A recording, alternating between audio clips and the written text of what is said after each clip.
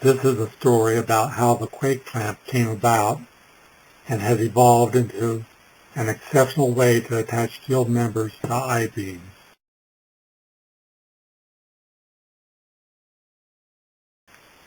These are the principal people responsible for the New Clamp System LLC. I am Phil Myers, the General Manager.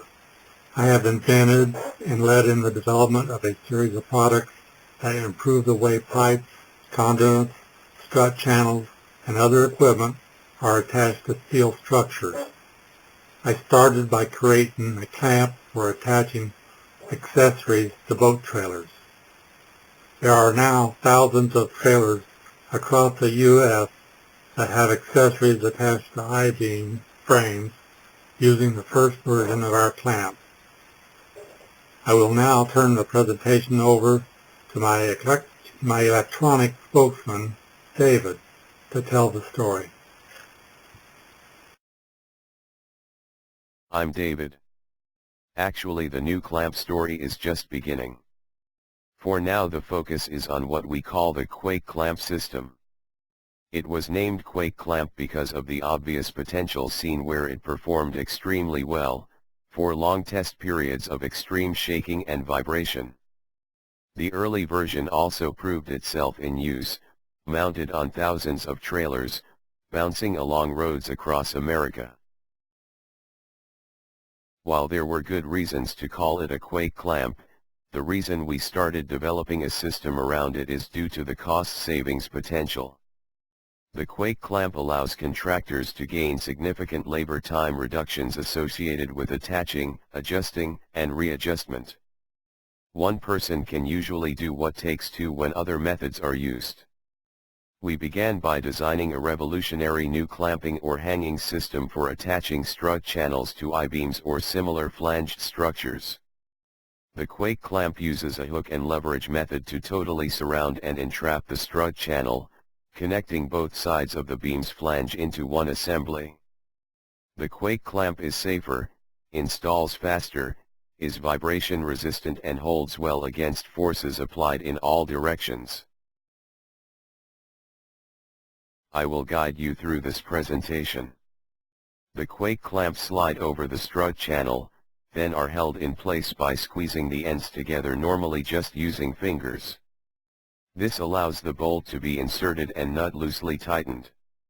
While the assembly is still loose, the strut and clamp can be slid to where needed before final tightening. Testing has been done that shows that 1 or 2 bolts tightened to from 5 to 15 foot-pounds on many different flanges will hold at least 11,000 pounds before failing. The clamp hooks and leverages using only one nut and bolt to secure. The bolt is easy to reach under the installation. Total installed costs are much lower when the Quake clamp is used. Installation typically takes 5 minutes less labor time to install. This means extra money in the contractor's pocket. This is the basic way to create a trapeze hanger. Except for the Quake clamp, no new or different hardware is needed, beyond what is already normally available and used by all contractors. There are many ways to hang loads using common hardware along with a piece of strut channel and a pair of Quake clamps. We will also show many new ways using new clamp products to hang equipment using the Quake clamp. The Quake clamp can be used instead of many products commonly available.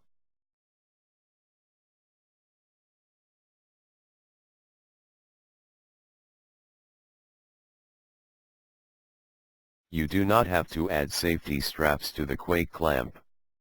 A simple bolted connection between both sides of the I-beam are already part of the Quake clamp system.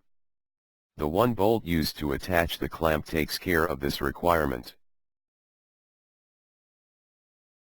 This important safety feature is part of all Quake clamp configurations.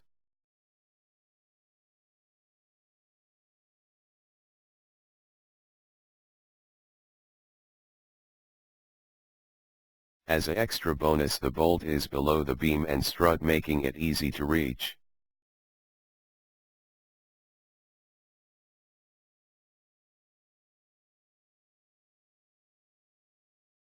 On wide beams, here are two ways to avoid needing to use a long bolt, or a threaded rod, connecting across the I-beam.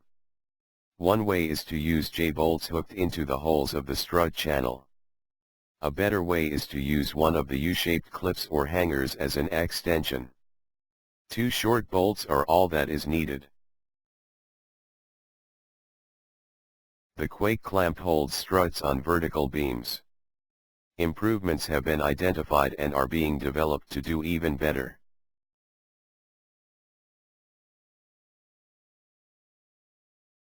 Now, we can take a look at our test facility and some of our testing. For our transverse evaluation, we measure the force that is applied to strut channels that makes the members slide through the clamp assembly. A screw jack is used to apply a force to the opposite end of the beam to keep it from tipping. It is important to know that even after the struts start to slide, the force to continue sliding remained high. We use a 40-ton air-over hydraulic H-frame press, along with a number of fixtures, to apply forces that will best emulate real loads. We have a newly calibrated 50,000-pound load cell, attached to the press's ram. It is connected to a digital display. We maintain a complete video record of all tests, with readouts of pounds of force recorded at each 10,000ths of an inch movement. Data is charted and graphed in Excel workbooks and maintained along with the videos of each test. It should be noted that early tests on this clamp using different equipment and hardware were performed by the engineers at North Carolina State University's Structural Test Facility and evaluated by engineers in the Structural Engineering Department. In our tests on the equipment shown, this configuration for the single strut channel. The Quake clamp held to over 11,000 pounds in all the ways we tested the clamp in the vertical load direction. In this setup we measure the force that pushes strut channels through the clamp assembly. You can see that a screw jack is used to apply force to the opposite side of the beam, to keep it from tipping. It was found that even after the struts began to slide, the resistance was maintained near its height, so that the assembly held to the beam, not loosening and sliding down the beam or just falling down.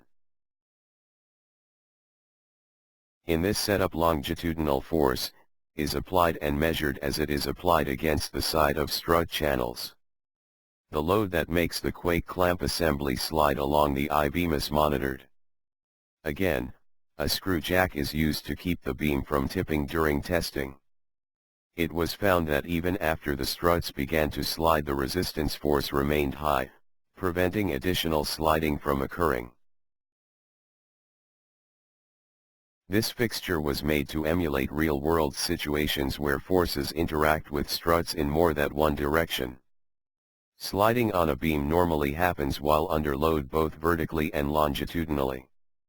In normal installations, the clamps and strut channels where force is being applied is on the bottom of the beam. This test applies both vertical and longitudinal forces simultaneously. In the picture, a clamp is seen on top of the fixture but was put there just to keep the push bar from falling during setup. The load is applied to the clamp assembly on the bottom of the structure. This fixture was made to emulate real-world situations where loads are applied more to one side of a vertical beam. This is a version of torsion testing that better represents the way clamps and struts are likely to be installed. This installation withstood 1,595 foot-pounds of torque. This is more than strut channels will hold. This is the end of part 1. Please close and open part 2.